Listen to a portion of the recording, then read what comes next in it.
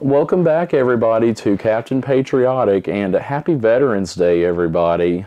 This day and episode goes out to all of those who have served our country in the past or people who are currently serving right now in the military. I'm sure you guys have a family member or a close friend of yours that have served in the military at some point or another that you know of. And this day really is a very important day for all those guys because, you know, all those veterans have and do put all their lives on the line to protect our rights and freedoms. So do me a favor today and give that friend or family member a good pat on the back for their service. I mean, that is a very, very important job for them to do that for us, to protect everything we do here in America. So thank you all for your service to this wonderful nation. So the other day, I was asking myself, what is the history of Veterans Day and where did it come from? So after looking it up and digging around, I've come to learn that Veterans Day actually has been around for about 100 years now, and that the actual origins of this national holiday actually started in World War I. That's right.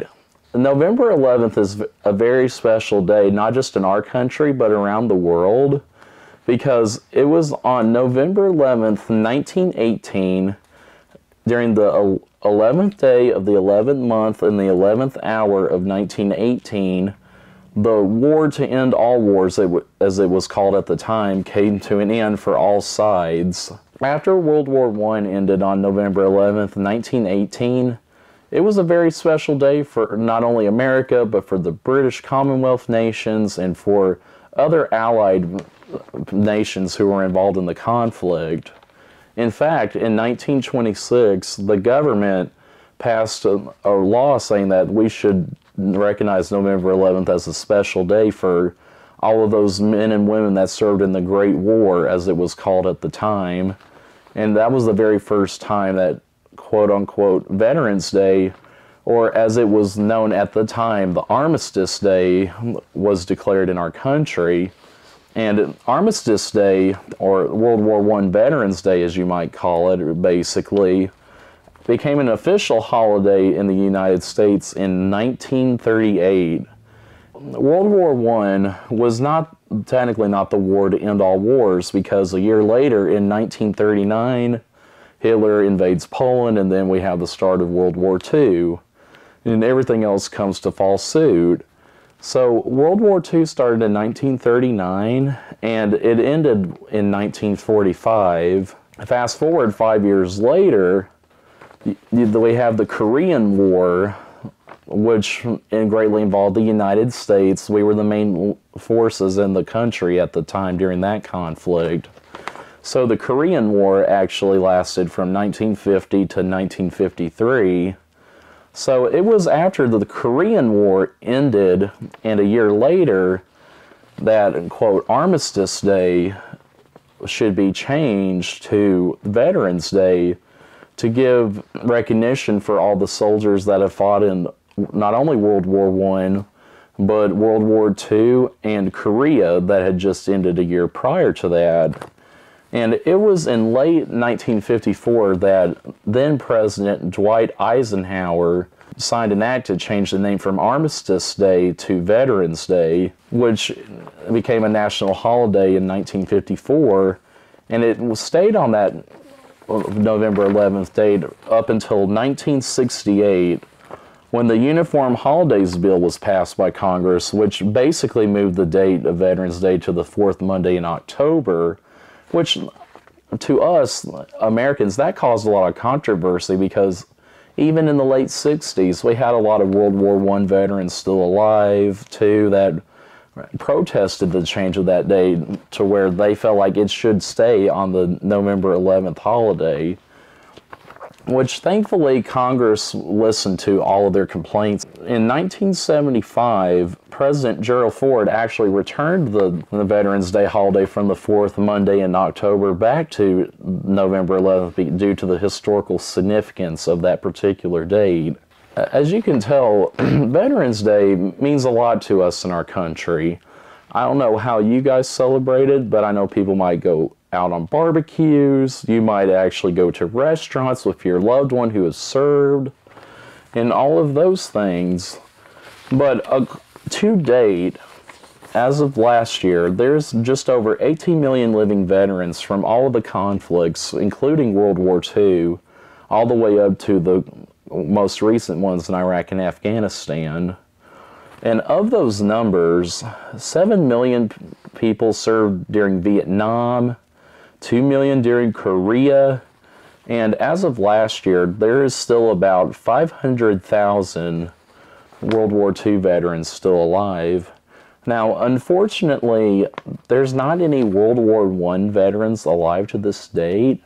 In fact, the last veteran from that conflict actually died in 2011, but he was 110 years old. I mean, that's pretty impressive for a Great War veteran to still be around that long.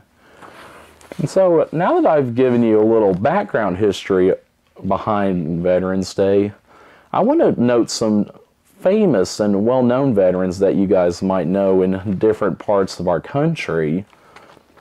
You know, of all of our presidents, it is estimated, all this is estimated according to History.com, that almost 30 of our presidents have served in the military at one point in our nation's 250-year history. Some of those notable people include Thomas Jefferson, George Washington, the founding father himself, Abraham Lincoln, Ulysses Grant, and they also noted that there were 7 total future U.S. presidents that served during the Civil War, and 8 of our presidents also served in World War II. Now, some of the more famous veteran presidents that we've had in the past include Abraham Lincoln. He was in a war called the Black Hawk War, which is in the late 1840s before he became president. We've had several of our presidents serve in the First and Second World War. Probably the most famous of the presidents that in the military would have to be General Dwight Eisenhower, who signed that same Veterans Day bill into Congress in the 50s. Well, it turns out that Dwight Eisenhower served in both World War I and World War II. In fact, he was a commandant of the Army in Europe during World War II and was said to be responsible for planning the invasion of Normandy that took place on June 4th, 1944. Now, another famous president during these world wars is Harry S. Truman.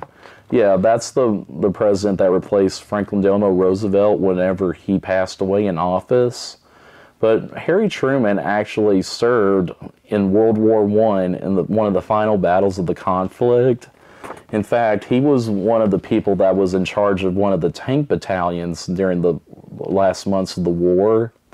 And he's seen a lot of heavy fighting in the last 2 months of the conflict, which he used his military service to later influence the decision to bomb Hiroshima and Nagasaki during World War II. Now, among other important officials in Congress and in the government, current veterans, well-known veterans by today's standards that you guys might know would be past Senator John McCain. If you guys aren't aware of, John McCain actually came from a Navy family. His grandfather and his father both served as admirals in the Navy during both World Wars in Korea.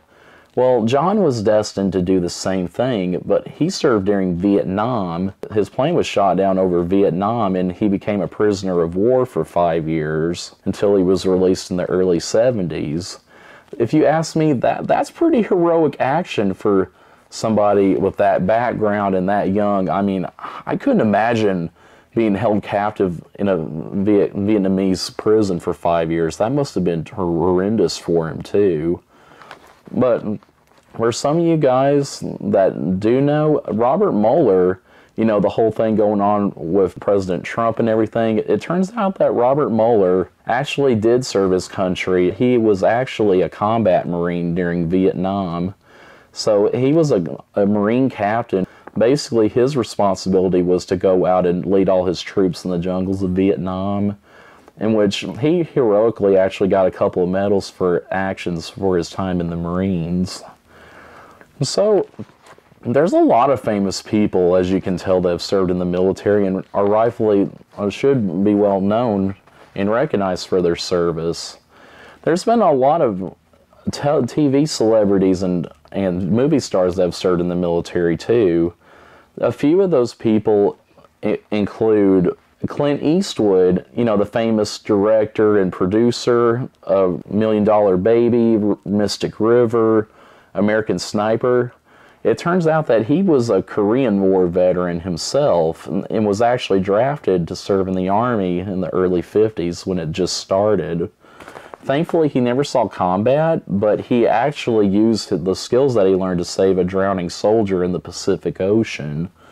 Another notable name that served during this time is James Earl Jones. He's the guy that's famous for Darth Vader's voice in the Star Wars movies, and among other things. Yeah, he's a veteran too. He actually was drafted just like Clint Eastwood, and he'd served his time in the States during the Korean War. And for those of you who know him, Morgan Freeman's actually a veteran too. He actually served in the Air Force for 4 years in the late 50s before he became the courage to become an actor. That's pretty cool, right? Chuck Norris is another Air Force veteran too. He actually didn't see combat, but he actually saw a lot of time in the Air Force. One of my personal favorite actors of all time, Jeff Bridges, you know, from True Grit, from Tron, and American Graffiti, and all these other famous movies, he's actually a veteran himself. He served in the Coast Guard for 8 years during the late 60s and mid-70s during Vietnam. More recent stars that have served in our country include Adam Driver, which you guys know him as Kylo Ren from the Star Wars movies. It turns out that he actually enlisted in the Marines after the attacks of 9/11, and he actually was set to be deployed to Iraq and wanted to be deployed, but he was medically discharged before he did. But even then, he was fully intent to serving alongside of other Marines in Iraq. This is just an all-inclusive list of what I feel are some pretty famous veterans. If you know anybody else that's famous or want to hear more about their backstory, please let me know in the comments and everything. And thank you guys for tuning in to another wonderful session. And do me a favor, give a shout out to that famous vet of yours, a friend, a family member, someone you're really close to. And thank them once in a while, because they really do go through a lot to keep us alive and keep our freedoms going. Thank you guys for your time, and happy Veterans Day.